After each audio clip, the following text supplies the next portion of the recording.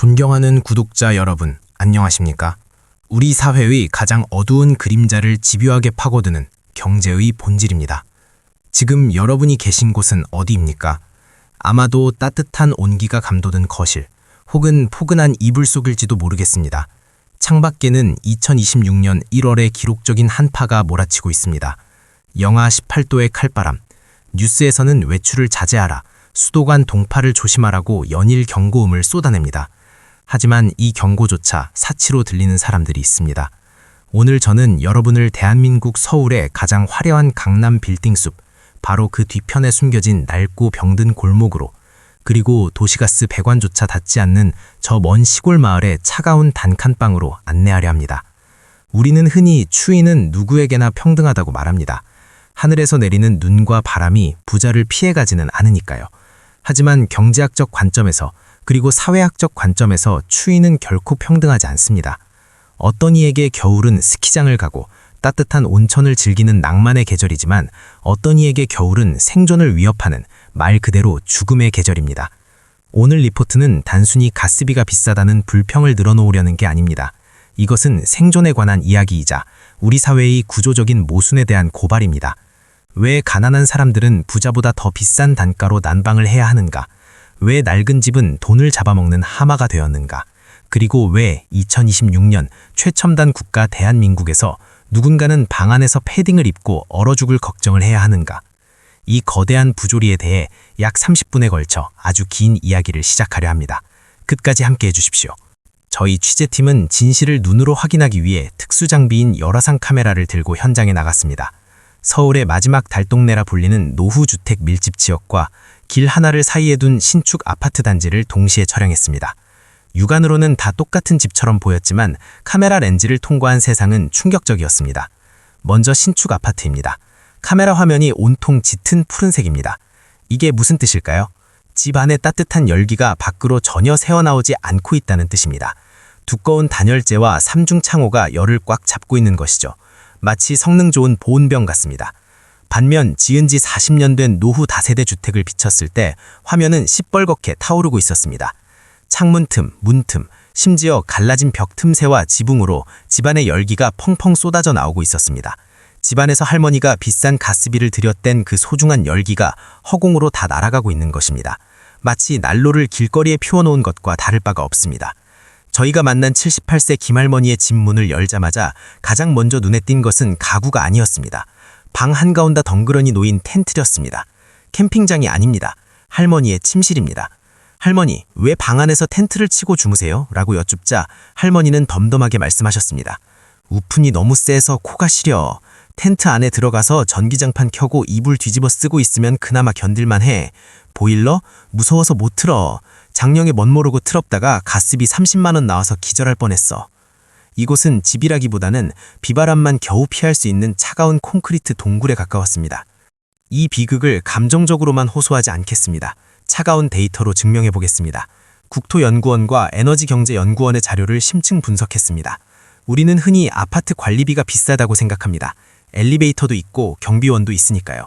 하지만 순수히 난방 효율이라는 잣대를 들이대면 이야기가 완전히 달라집니다. 최신 단열 기준이 적용된 신축 아파트는 샌드위치 구조입니다. 위층, 아래층, 양옆집이 서로를 데워줍니다.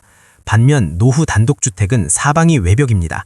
1980년대, 90년대 빨리빨리 지어진 집들은 벽 속에 단열재가 아예 없거나 있어도 다 사가버린 경우가 태반입니다. 연구 결과 동일한 실내 온도를 유지하기 위해 노후주택은 아파트보다 에너지를 약 2.4배 더 써야 합니다. 쉽게 말해 아파트 사는 사람이 10만원치 가스를 떼서 훈훈하게 지낼 때 달동네 할머니는 24만원치를 떼야 겨우 비슷한 온기를 느낀다는 뜻입니다. 그런데 아이러니하게도 할머니는 그럴 돈이 없습니다. 그래서 보일러를 끕니다. 돈은 더 내야 하는 구조인데 돈이 없어서 더 춥게 지냅니다. 이것이 바로 빈곤의 페널티입니다. 가난하기 때문에 더 비효율적인 집에서 살아야 하고 그 비효율 때문에 더 많은 비용을 치르며 더 가난해지는 악순환. 이것은 개인의 낭비가 아니라 구조적인 착취입니다. 이제 시선을 도시에서 시골로 돌려보겠습니다. 서울 달동네보다 더 심각한 곳이 있습니다. 바로 도시가스 배관이 깔리지 않은 농촌 마을입니다. 도시가스는 배관망을 설치하는 데 큰 비용이 듭니다. 그래서 인구가 적은 시골에는 가스회사가 배관을 깔아주지 않습니다. 이곳 어르신들은 선택권이 없습니다. 등유 보일러를 써야 합니다. 그런데 문제는 기름값입니다. 도시가스보다 등유 난방비는 연량 대비 평균 2배에서 3배가 더 비쌉니다. 기름 한 드럼을 채우려면 30만 원이 듭니다. 아껴 써도 한겨울에는 한 달을 못 갑니다. 겨울을 나려면 기름값만 100만 원이 넘게 듭니다. 농촌 노인들의 한 달 기초연금이 고작 30만 원 남짓일 말이죠. 충청도의 한 시골집에서 만난 박할아버지는 전기장판 하나의 의지에 겨울을 나고 계셨습니다. 보일러는 고장난 지 오래지만 고칠 엄두도 못 냅니다. 기름값이 무서워서 보일러는 그냥 장식품이야. 명절에 손주들 올 때는 한번 켜지. 나 혼자 사는데 무슨 호사를 누리겠어. 도시의 가난도 춥지만 시골의 가난은 더 비싸고 더 춥습니다. 에너지 복지의 사각지대, 바로 이곳입니다. 추위는 단순히 춥다는 것에서 끝나지 않습니다. 가난한 사람들을 더 위험한 곳으로 내몹니다. 바로 화재입니다. 보일러를 켤 돈이 없는 사람들은 값싼 난방기구를 찾습니다. 재래시장에서 산 싸구려 전기 히터, 캠핑용 부탄가스 난로, 심지어 방 안에서 숯불을 피우기도 합니다. 이런 난방기구들은 화재 위험이 매우 높습니다. 낡은 집의 전선은 전기 히터의 전력을 감당하지 못해 합선이 되기 일쑤고, 좁은 방 안에서 켠 가스난로는 일산화탄소 중독 사고를 일으킵니다. 소방청 통계에 따르면 겨울철 주거 화재의 상당수가 노후주택에서 발생하며 그 원인은 대부분 난방기구 사용 부주의였습니다. 추위를 피하려고 켠 작은 불씨가 삶의 터전인 집을 집어삼키는 화마가 되어 돌아옵니다. 추워서 죽거나 타 죽거나, 이 잔인한 양자택일이 빈곤층의 현실입니다. 에너지 빈곤은 미래 세대인 아이들의 건강을 파괴하는 문제입니다. 반지하에 사는 초등학생 민순의 집을 가봤습니다. 현관문을 열자마자 퀴퀴한 곰팡이 냄새가 코를 찌릅니다. 단열이 안 되는 집은 바깥과 안의 온도 차이로 인해 벽에 물방울이 맺히는 결로 현상이 생깁니다. 이 물방울은 곰팡이의 온상입니다. 민수는 아토피 피부염과 천식을 달고 삽니다. 밤마다 기침하느라 잠을 못 자요. 피부가 가려워서 긁다 보면 피가 나고요. 민수 어머니의 하소연입니다.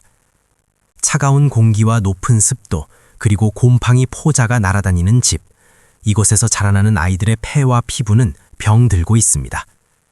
세계보건기구는 주거 환경이 아동의 신체 발달과 정서 발달에 결정적인 영향을 미친다고 경고합니다. 추운 집에서 자란 아이들은 학습 능력도 떨어지고 친구를 집에 초대하지 못해 성격도 위축될 가능성이 큽니다. 가난이 대물림되는 또 하나의 경로가 바로 추운 방인 것입니다. 우리는 여기서 한 가지 더 근본적인 질문을 던져야 합니다.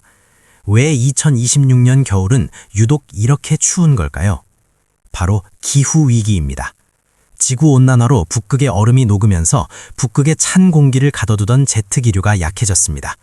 그 틈을 타 영하 40도의 북극 한기가 한반도까지 밀려 내려온 것입니다. 기후위기의 피해는 공평하지 않습니다. 부자들은 고성능 패딩을 입고 난방이 잘 되는 집과 차에서 생활하며 추위를 피합니다. 오히려 겨울 스포츠를 즐깁니다. 하지만 가난한 사람들은 기후변화의 최전선에서 맨몸으로 맞서야 합니다. 여름에는 폭염으로 찜통더위에 시달리고 겨울에는 북극 한파에 시달립니다. 온실가스는 공장을 돌리고 비행기를 타는 부유한 나라와 부유한 사람들이 배출했는데 그 대가는 탄소 배출과 거리가 먼 가난한 사람들이 가장 혹독하게 치르고 있습니다. 이것은 기후정의의 문제입니다. 정부의 지원 정책에도 맹점이 있습니다. 바로 디지털 격차입니다. 정부는 에너지 바우처를 신청하면 준다고 홍보합니다. 하지만 신청은 인터넷이나 모바일 앱으로 해야 하는 경우가 많습니다. 스마트폰 사용이 익숙치 않은 80대 독거노인들에게 본인 인증, 앱 설치, 서류 파일 업로드는 에베레스트 산을 오르는 것만큼이나 어려운 일입니다. 동사무소에 가면 된다고 하지만 거동이 불편한 어르신들이 빙판길을 뚫고 동사무소까지 가는 것 자체가 목숨을 건 모험입니다. 결국 제도가 있어도 몰라서 못 받고 알아도 신청을 못해서 못 받는 그림의 떡이 됩니다. 복지 혜택이 가장 필요한 사람들에게 가장 늦게 도착하는 배달 사고가 매년 반복되고 있습니다. 더 심각한 문제는 이 난방비를 내기 위해 빚을 진다는 것입니다. 저희 취재 중 만난 한 40대 가장은 충격적인 이야기를 털어놓았습니다. 월급은 안 오르는데 가스비, 전기세, 식비가 다 올랐잖아요. 이번 달 관리비를 못 내서 결국 신용카드 리볼빙 서비스를 썼습니다. 이자가 10%가 넘는데 당장 가스가 끊기면 애들이 추우니까 어쩔 수가 없었어요. 이것을 에너지 부채라고 합니다. 사치를 부린 것도 도박을 한 것도 아닙니다. 그저 얼어 죽지 않기 위해 최소한의 온기를 유지하기 위해 빚쟁이가 되는 것입니다. 난방비를 못 내면 가스가 끊깁니다. 한겨울에 가스가 끊기면 그것은 곧 죽음을 의미합니다. 그래서 사람들은 고금리 대출을 받아서라도 가스비를 냅니다. 추위를 피하기 위해 빚더미에 앉는 이 기막힌 현실, 에너지 빈곤이 금융 빈곤으로 전이되는 순간입니다. 그렇다면 해결책은 없는 걸까요? 해외 사례를 봅시다. 독일은 패시브 하우스 기준을 도입했습니다. 에너지를 거의 쓰지 않아도 따뜻한 집을 짓습니다. 그리고 에너지 효율 등급이 낮은 집은 아예 임대를 놓지 못하게 하거나 집주인에게 강제로 리모델링 명령을 내립니다.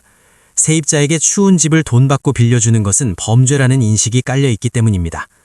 영국은 웜홈 디스카운트 제도를 통해 저소득층의 에너지 요금을 깎아주는 것을 넘어 그린홈 폴리시로 낡은 집의 단열 공사를 국가가 전액 지원합니다. 하지만 대한민국은 어떻습니까? 매년 겨울이면 에너지 바우처라는 제도를 통해 취약계층에게 난방비 10만 원, 20만 원을 쿠폰 형태로 지원합니다. 물론 고마운 일입니다. 하지만 이것은 언발의 오줌 누기입니다. 단열이 안 되는 집에 돈을 줘봤자 그 혈기는 다 새어나갑니다. 국민 세금을 공중에 뿌리는 것입니다. 10년 동안 매년 난방비를 지원하는 것보다 한 번 제대로 집을 수리해 주는 것이 국가 재정에도 훨씬 이득입니다. 현금 살포식 복지보다 낡은 창문을 바꿔주고 벽체에 단열재를 보강해주는 그린 리모델링 사업을 획기적으로 확대해야 합니다. 긴 시간 무거운 이야기를 들어주셔서 감사합니다. 사랑하는 구독자 여러분, 누군가에게 이번 겨울 눈 내리는 창밖의 풍경은 따뜻한 커피 한 잔과 함께하는 낭만일지겠지만 낡은 주택, 시골의 단칸방, 곰팡이 핀 반지하에 사는 누군가에게는 생존을 위협하는 하얀 공포 그 자체입니다. 돈은 2배를 더 내는데 집은 얼음장이다. 이 말도 안 되는 역설이 2026년 최첨단 도시 서울의 한복판에서 그리고 소외된 시골 마을에서 벌어지고 있습니다. 우리는 묻고 싶습니다. 따뜻한 집에서 잠들 권리는 돈 있는 사람들만의 특권입니까? 적어도 얼어 죽을 걱정은 하지 않고 살아야 하는 것, 집안에서만큼은 패딩을 벗고 쉴 수 있어야 하는 것, 아이들이 기침하지 않고 잠들 수 있는 것, 그것이 인간다운 삶의 최저선안일까요? 오늘 밤 여러분이 따뜻한 집으로 돌아가 보일러 온도를 높일 때 우리 사회에 보이지 않는 곳에서 냉골과 싸우며 밤을 지새우는 이웃들을 한 번쯤 떠올려 주셨으면 좋겠습니다. 그리고 우리의 관심이 모여 차가운 방구석까지 온기가 전해지는 정책의 변화를 만들어내기를 간절히 바랍니다. 경제의 본질 2026년 대기획 가난한 집은 왜 더 추운가였습니다. 긴 영상 시청해 주셔서 감사합니다.